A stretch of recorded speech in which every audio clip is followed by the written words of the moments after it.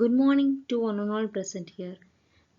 Today we are going to discuss about artificial intelligence in educational assessment. Artificial intelligence. Artificial intelligence அப்படிங்கிறது என்னன்னு பார்த்தோம்னா there is a machine or a computer that can think and learn like humans.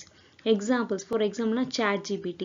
இப்போ நமக்கு ஏதாவது content ஏதாவது வேணும் அப்படின்னா நான் அதுக்கு என்ன கண்டென்ட் வேணுமோ அதுக்கான ரெஸ்பான்ஸ் வந்து அவங்க வந்து ப்ரொவைட் பண்ணுவாங்க. So that is artificial intelligence. ஓகேவா? ஸோ இன்னைக்கு அதோட introductions and what are all the educational assessment by using AI அது எல்லாமே இன்னைக்கு பார்க்க போகிறோம். ஃபர்ஸ்ட், அசஸ்மெண்ட்னா என்ன அப்படிங்கிறத பார்த்தோம் அப்படின்னா, அசஸ்மெண்ட் அப்படின்னா ஸ்டூடெண்ட்ஸை பொறுத்தவரை அது வந்து ஒரு செக்கிங். இந்த ஸ்டூடெண்ட் என்ன லேர்ன் பண்ணியிருக்காங்க அப்படிங்கிறத தெரியறதுக்காக தான் நம்ம அசஸ்மெண்ட் வந்து கண்டக்ட் பண்ணுறோம். For example, what are the ways we conduct the assessment அப்படின்னு பார்த்தோம்னா test, quiz, project or even games. இப்போ அந்த ஏஐ வந்து எப்படி வந்து எஜுகேஷனல்ல வந்து நம்ம யூஸ் பண்றோம். For example, computer based test அந்த மாதிரிலாம் வந்து ஆன்லைன் எக்ஸாம்ஸ் அந்த மாதிரிலாம் கண்டக்ட் பண்ணுவோம். அதை பண்ணுறதுனால நம்ம ஆன்சர்ஸ் வந்து கரெக்டாக இல்லையாங்கிறது ஃபீட்பேக் வந்து ஆன் த ஸ்பாட் இன்ஸ்டண்ட்டாகவே ஃபீட்பேக் வந்து தருவாங்க. நம்ம மாக் டெஸ்ட்லாம் எழுதுவோம் பார்த்தீங்களா? ஸோ அதுக்கு எல்லாமே இந்த வந்து ஏஐ வந்து ரொம்பவே யூஸ்ஃபுல். ட்ரெடிஷ்னல் பிரகாரம் நம்ம அசஸ்மெண்ட் கண்டக்ட் பண்ணுறோம்னா டீச்சர்ஸ் தான் வந்து என்ன பண்ணுவாங்கன்னா பேப்பர்ஸ் வந்து கரெக்ட் பண்ணுவாங்க.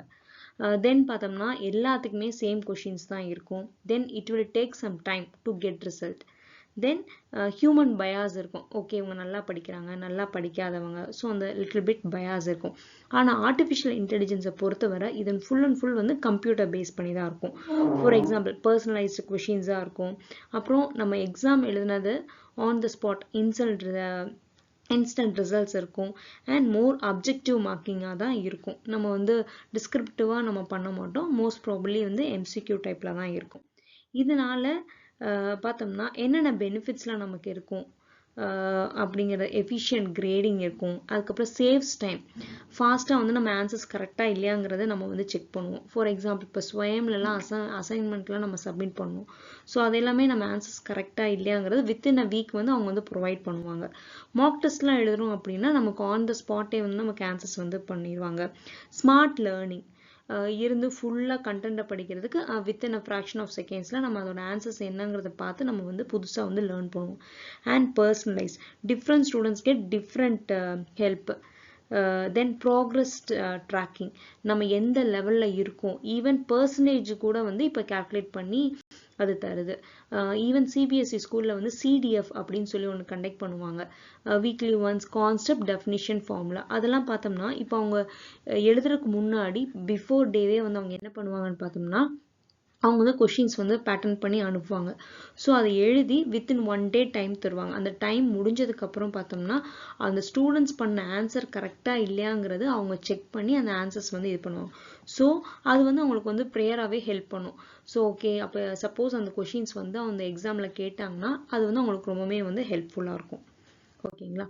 நெக்ஸ்ட் பார்த்தோம்னா what are all the challenges வந்து நம்ம ஏஐ யூஸ் பண்ணுறதுனால இருக்குன்னு பார்த்தோம்னா ஹியூமன் டச் அந்தளவு இருக்காது. நம்ம எப்பவுமே வந்து சிஸ்டம் பேஸ் பண்ணிகிட்டே இருப்போம். அப்புறம் சில எமோஷன்ஸ்லாம் தெரியாது, கண்டினியூஸாக இருக்கும் அப்படின்னா we will get some bored. அப்புறம் ப்ரைவசி இருக்காது. அப்புறம் நம்ம பர்சனல் டேட்டாஸ்லாம் சில டைம் வந்து நம்ம ஸ்டோர் பண்ணுற மாதிரி வரும். அப்புறம் சில ஃபங்க்ஷன்ஸ் வந்து கரெக்டாக ஒர்க் ஆகும், சில ஃபங்க்ஷன்ஸ் வந்து கரெக்டாக ஒர்க் ஆகாது. ஓகேங்களா? இது எப்படி நம்ம வந்து ரியல் டைம் அப்ளிகேஷன்ஸ்லாம் எப்படி நம்ம யூஸ் பண்ணுறோம் அப்படின்னு பார்த்தோம்னா கோசெரா அப்படின்னு சொல்லிலாம் இருக்கு. And then Duolingo, then Khan Academy, அது எல்லாமே வந்து ப்ராக்டிஸ் பேஸ்டு. நம்ம எந்த லெவலில் இருக்கோம் அப்படிங்கிறத நமக்கு லேர்ன் பண்ணுறக்காக தான். இதில் நம்மளோட ரோல், அதாவது ஆக்சுவலி வந்து டீச்சர்ஸோட ரோல் என்ன இருக்குது அப்படிங்கிறத பார்த்தோம் அப்படின்னா நம்ம வந்து ஏஐ வந்து ஜஸ்ட் ஒரு ஹெல்ப்பர் தான், நாட் அ ரீப்ளேஸ்மெண்ட். நம்ம தான் வந்து ஸ்டில் நீடட். நம்ம வந்து ஸ்டூடெண்ட்ஸ்க்கு ஏதாவது எக்ஸ்ப்ளனேஷன் வேணும்னா we have to explain, we have to guide and we have to understand their emotions. அதுக்கேற்ற மாதிரி தான் நம்ம வந்து ரிசல்ட்ஸ் வந்து ப்ரொவைட் பண்ண முடியும். ஸோ பெஸ்ட் ரிசல்ட் வேணும் அப்படின்னா ஏஐயும் வேணும் அண்ட் ஆல்சோ டீச்சரும் இருந்தால் மட்டும்தான் ஸ்டூடெண்ட்ஸோட அவுட்கம்ஸ் வந்து கரெக்டாக இருக்கும். இது ஃப்யூச்சரில் எப்படிலாம் கொண்டு வரலாம் அப்படின்னு பார்த்தோம்னா கொண்டு வராங்கன்னா ஒரு ஃபேஷியல் எக்ஸ்பிரஷன்ஸு, வாய்ஸ் டோனு, இப்போ டீச்சர் இருந்து கிளாஸ் நடத்துகிற மாதிரி இப்போ வாய்ஸ் டோன்ஸ்லாம் நிறைய வந்துருச்சு. ஸோ விர்ச்சுவல் ரியாலிட்டி டெஸ்ட் அந்த மாதிரிலாம் கொண்டு வரலாம்.